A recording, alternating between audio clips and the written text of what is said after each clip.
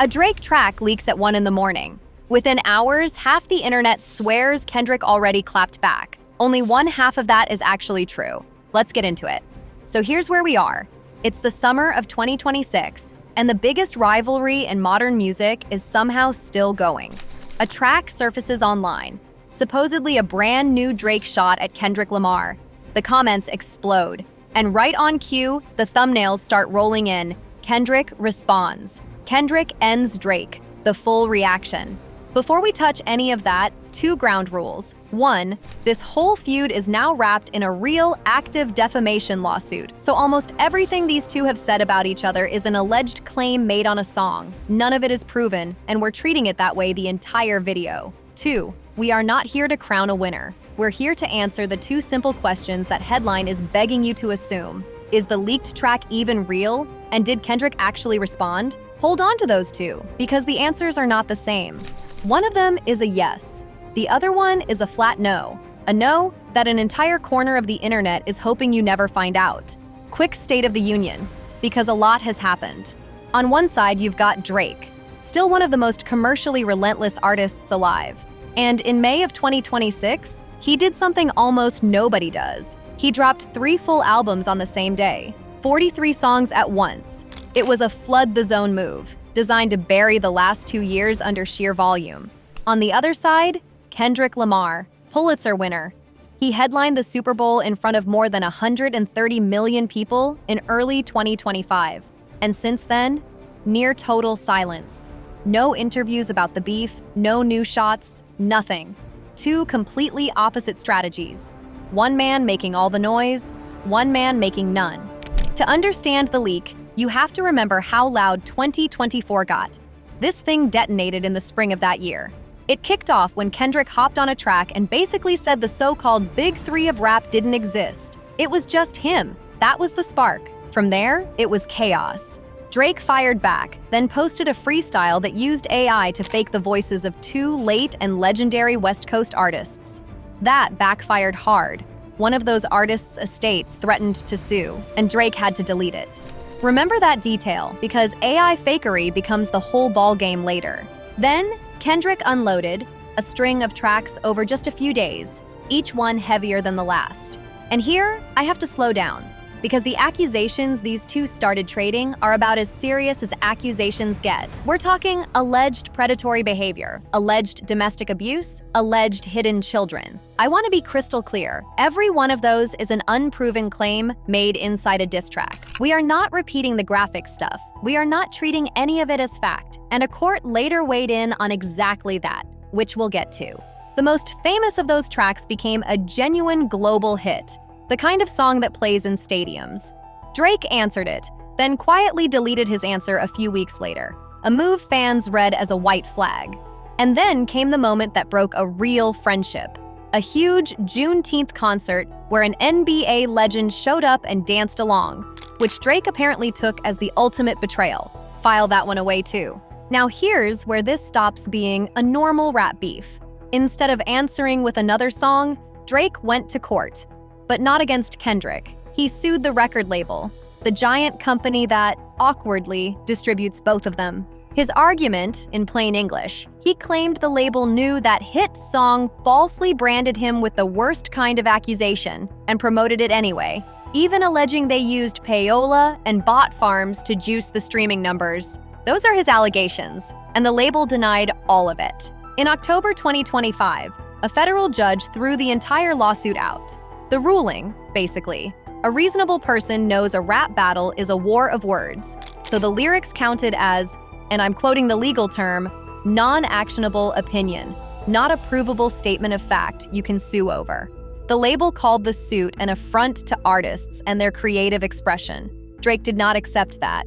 He's appealing right now, and that live appeal is a big reason we're hedging everything in this video. Which brings us to 2026 and the comeback campaign. And Drake went theatrical. There was a bizarre, cryptic rollout, fake ice, and a 25-foot ice sculpture planted in downtown Toronto that fans literally hacked apart to dig out a hidden release date. Peak internet. And then, 2 days before the albums dropped, a track leaked. People online tagged it with a late-night, 1 in the morning title, because it matched the pattern of Drake's old timestamp songs. It hit social media and the hip-hop forums first, then a few big live streamers blasted it out to millions. And instantly, the fight began. Not over what he said, but over whether he said it at all. This is the question that actually matters, and here's why.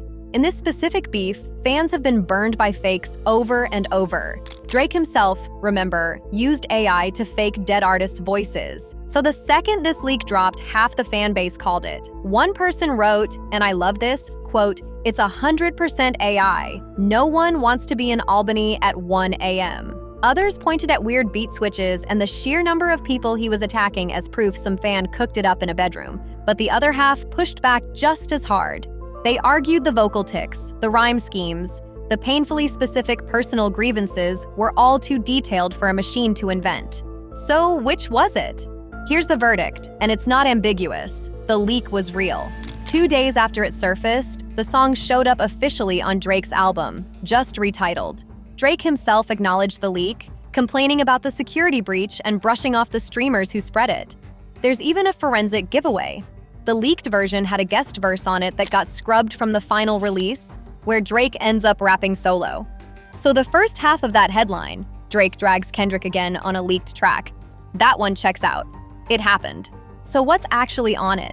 Honestly, less than the hype suggests. It's not a brand new bombshell, it's a grievance record. He takes some shots at Kendrick's height, basically calling him short, and leans into some grievancy stuff about why he thinks people want to see him fail. But the real venom isn't aimed at Kendrick at all. It's aimed at that NBA legend from the Juneteenth concert. Drake goes after him for the perceived betrayal and mocks his reputation for switching teams to chase rings. And he tosses a little jab at the rapper who bowed out of the beef back in 2024, calling him a married guy who fell back while Drake stayed in the fight. That's the track. Pointed, petty, personal, but not the world ender the thumbnails promised. Okay? The big one.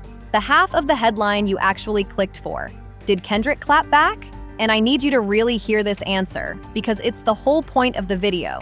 No, he didn't. As of right now, there is zero response from Kendrick Lamar. Not a song, not a verse, not a tweet, not a comment, nothing. Total silence. So then, what are all those videos? You've seen them. Kendrick responds, this leak changes everything, the full reaction. Here's what's really going on, and it falls into 3 buckets. Bucket 1, flat out AI forgeries. People are generating fake Kendrick songs, slapping a dramatic title on them, and passing them off as real. Bucket 2, recycled content. Creators are taking their own reaction videos from 2024 and re-uploading them with fresh 2026 titles to catch the search traffic. And bucket 3 is the simplest one. Kendrick's camp just doesn't move on the internet's schedule. They go quiet on purpose. Think about the gap here. Drake released 43 songs across 3 albums to relitigate this thing. 43, and Kendrick hasn't acknowledged a single bar of it. That vacuum, that giant screaming silence, is exactly what the clickbait machine rushed in to fill. Because a video called Kendrick Stays Silent doesn't get clicked. A video called Kendrick Ends Drake does. So they invent a response that does not exist.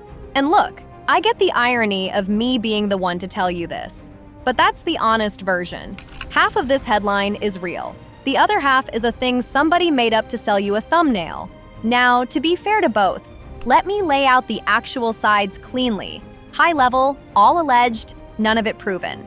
On Kendrick's side, the broad thrust was attacking Drake's character and authenticity, accusing him of the most serious kind of predatory conduct and of being, in his framing, a culture vulture. On Drake's side, he accused Kendrick of alleged domestic abuse, alleged that someone close to him was hiding a family secret, and painted him as a hypocrite hiding behind a savior image. I'm keeping that deliberately vague, and that's on purpose. These are the kinds of claims that landed one of them in court. Neither has been proven. And this is a he said by design. So I'm not going to sit here and tell you who's right. That's not the job. But there is one place where this gets settled for real, and it's not the comment section. It's the appeal. Drake's lawsuit got tossed, and now it's in front of an appeals court. And the stakes are actually massive. Because if Drake wins, you could end up in a world where record labels can be sued for the lyrics their artists put out. That would reshape the entire genre. And the legal world is watching. A law school clinic even weighed in with what's become a famous argument. If you challenge a champion boxer to a fight and get knocked out on live TV, you can't then turn around and sue him for the bruises you signed up for the fight. Their point? Drake jumped into a battle built on insults, so he can't really cry foul when he got hit. It's a genuine test of how far free expression stretches. And it's unresolved. And while the lawyers do their thing, the fans are doing theirs. The comment sections have split into camps. You've got the loyalists. One wrote, quote, "This whole album is going to age like absolute wine." You've got the dismissive crowd, quote, "Address it, sure, but direct replies in 2026? Come on." And you've got the AI truthers who, even after it was confirmed real, kept arguing, quote, "Thinking Albany is AI is crazy." And then my favorite camp, the exhausted one. Somebody wrote, quote, "It's 2026, man. I don't want to keep hearing about this." And somebody replied right underneath, quote, "Speak for yourself. I love this drama. It's like a soap opera." Honestly, that second person speaks for this entire genre right now. So where does that leave us? Back to the two questions. Is the leaked track real? Yes, it's real. It's officially out. Drake owns it. Did Kendrick respond? No, he hasn't said a word. And everything claiming otherwise is recycled or straight up fake. And I think that's the real lesson here. And it's bigger than two rappers. When there's a vacuum, when something genuinely hasn't happened yet, the internet will manufacture a version that did. Because the made-up version gets more clicks than the truth. A real leak got wrapped inside a fake response. And the fake half traveled just as fast. So next time you see response or leaked in giant letters, ask the boring question first. Did this actually happen? Or does someone just need me to believe it did? This story isn't over. The appeal is still out there. Drake is clearly not done. And Kendrick might never say a word, might be perfectly happy letting the silence do the talking. We'll see who blinks. So I'll throw it to you. Is Kendrick's silence the smartest move in the whole beef, letting Drake swing at air? Or does staying this quiet start to look like he's got nothing left? Drop your take below. I actually read them. If you made it this far, you already know what to do. And I'll see you in the next one.